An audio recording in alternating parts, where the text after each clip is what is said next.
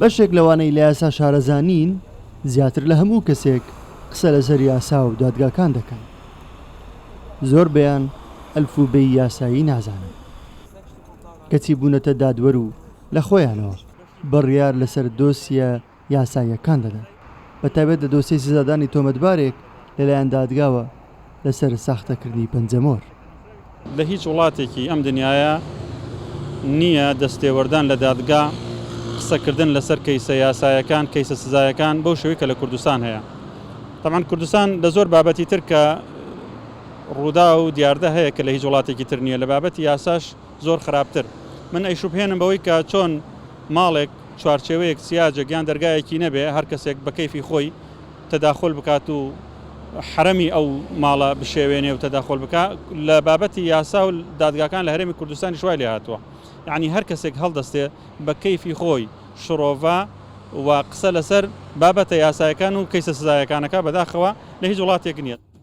بەشێکی ئەوانەی بەناوی بەرگریکردنەوە قسە دەکەن ڕێکخراوە مەدەنیەکانن، بەبێ لێکۆڵینەوە لە دۆسیەکان هێرش دەکەنە سەر دادگاکان و دادوەرەکان. چالاکوانێکی مەدەنی پێناسەی ڕێکخراوە مەدەنیەکان دەکات و دەڵێت دەبێت پردی پەیوەندی بن. دادگاکانی هەرێمی کوردستان بوونەتە جێ قسەکردنی ڕێکخراوەکانی کۆمەڵی کە خۆی دەبی ڕێکخراوەکانی کۆمەڵی مەدەنی بە ئاراستەیەک جوانی دادگاکان پیشان بدەن، باشی دادگاکان پیشان بدەن، بۆی کە دادگایەکی سربەخۆبی کەیسەکان تێکەڵی بە سیاست نەکرێ.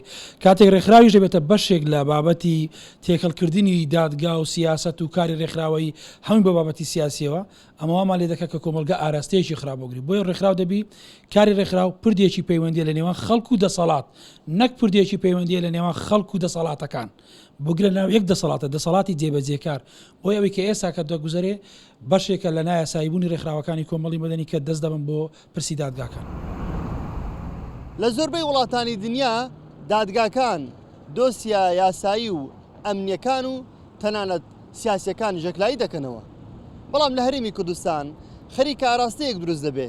ڕێکخراو و ناوەندە مەدەنیەکان دایانەوێ دادگاکان بەدڵی ئەوان مامەڵە لەگەڵ تاوان و دۆسیە یاساییەکاندا بکەن، کاتێکیش دادگاکان بەسەر بخۆ دەزانن کە بەخواستی ئەوان دۆسیەکان یەکلایی بکەنەوە.